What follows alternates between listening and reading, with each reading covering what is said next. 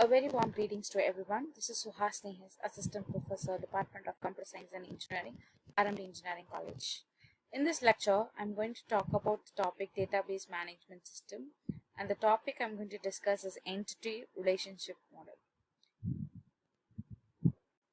So I'll discuss what is Entity Relationship Model and what are the terms you need to know about the Entity Relationship Model with an example.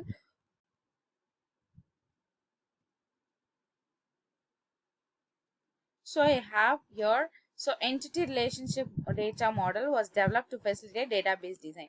How a database should look and what are the constraints and fields are there inside the database. All these things we can retrieve easily by the entity relationship model itself. So what are the terms which comes under the ER data model? Okay, is the first is entity set, next is the relationship set and the attributes, degree of relationship set, weak entity sets, constraints, what are the constraints we have, different types of constraints like mapping, cardinalities, participation constraints and keys. Okay, so here these are some of the notations which will be used in the ER model. In one of my videos I was discussing about this is in about the three notations. One is the entity and the other one is the attribute and the other one is the the relationship, right? So the entity, attribute and the relationship which I was discussed in the previous video itself. Just a minute. Okay. So apart from these three entities, three notations, I have some more notations also. When the entity, okay, the entity symbol which is the rectangle box is have two layers, okay, two rectangle box, then we say it is a weak entity. Okay, when I was also telling about when an attribute is mentioned with an underline, it is a primary key attribute. Here they are mentioned as key attribute. When an attribute oval symbol is represented with the two oval symbol, then it is a multi-valued attribute. I'll say what is multi-valued attribute and when it will arrive. And composite attribute, how the composite attribute looks, the oval symbol, from that oval symbol again another the next layer of oval symbols. So when this arrives, I'll tell you. And some dotted oval symbols is called as derived attribute. So now I told you about the cardinalities, right? So one of the constraint. So when this is entity 1, entity 2, this is a relationship, okay, that is E1, E2 and 1 to many relationship. N is nothing but many, it is representing the many relationship. So one entity is related with multiple. How this one student can come under multiple staff, or one staff can maintain multiple students. So I'm just simply saying that one entity is student and one entity is staff, right? But why I'm representing, I'm telling that here you have to know that how many one student. If I say it is this side entity 1, entity E1 is student and I have E2 as teachers. So one student, with this example, if this is student and this is teacher, so one student is coming under many staffs. So there are entity 2 has many staffs. If suppose it is this is teacher and this is student, one student is having multiple one staff is having multiple students and the relationship is teachers. Okay, so this is how this is a relationship. Cardinality ratio is nothing but this is 1 to n. We have cardinality ratio as 1 to 1, 1 to many, many to 1, many to many. So coming to this, when this is this is a relationship type and this is nothing but identifying relationship type. This is a name and you can also say it as weak relationship.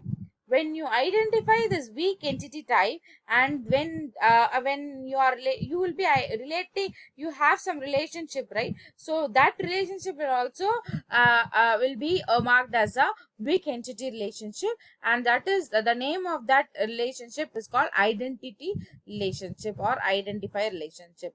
So if suppose one side is one line and in this relationship diagram, if one side is one line and the other side is two line, then it is total participation. Without this, a customer will not get something. So likewise, so this is 1 to many, this is many to 1. So these are the representations. So entity, you know what is entity, a thing or an object to the real world, how it will be represented. A person is an entity, a student is an entity. And similarly, you know what is a relationship set also. Now coming to the attributes, we have the details of the particular entities, we say it as a attributes. A simple attribute, we have some types of attributes also. Okay, so you know this is a simple attribute, which is a address, okay, in, or you can say it as a ID, is a simple attribute. Composite attribute, I told, no. So the next an attribute will have next layer of an attributes also.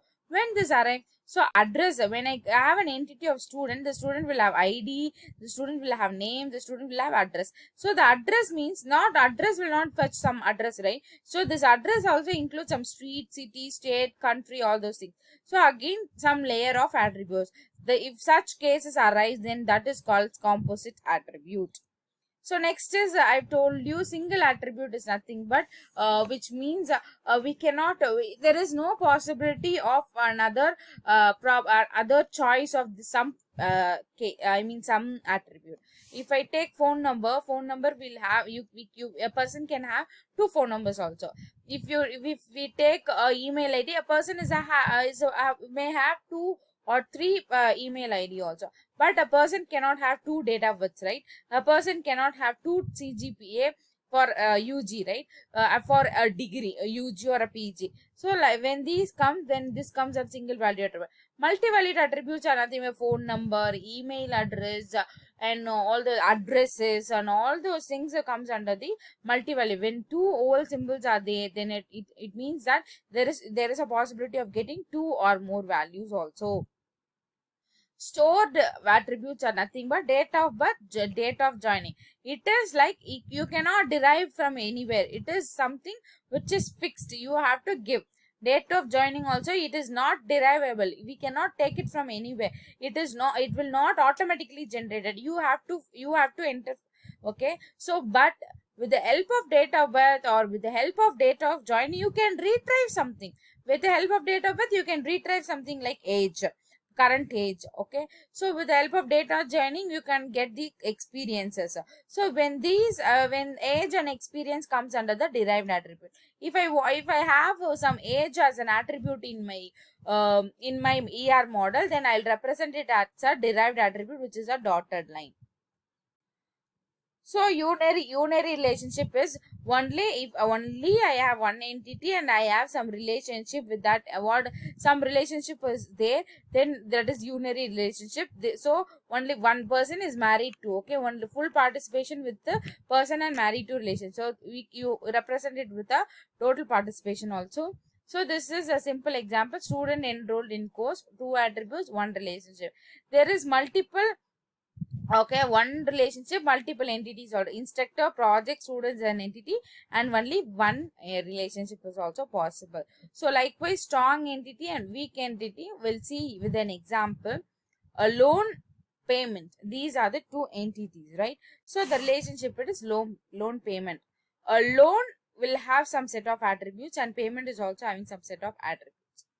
So here, loan is a strong entity. I am providing loan to some person. Okay, it is not that if I pay the loan only, I was able to give, and the bank will be able to give other person loan, not right. If though you pay or not, you're not paying, the loan will be given to somebody else also, many other account holder also, the loan is possible. So it is not much important, right? The payment is not much important for the loan payment, for the loan entity to work. So when coming to this, the payment will act as a weak entity and the relationship will also become a weak entity, which is an identifier relationship. So this is another example brought on. So the order details are important, and only the order details, which mean what order ID and when it is bought. That's it. We don't want to look into what product and what category it is, what is the product ID. We don't want any details about the order. Okay. So then in such cases, that will become a weak entity and a weak relationship.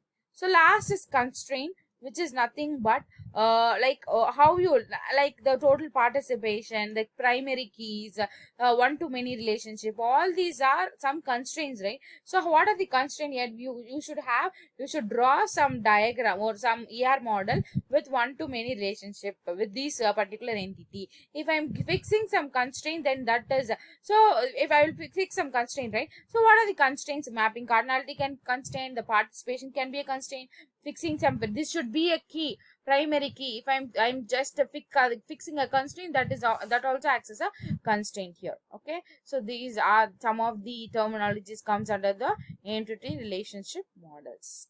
Thank you.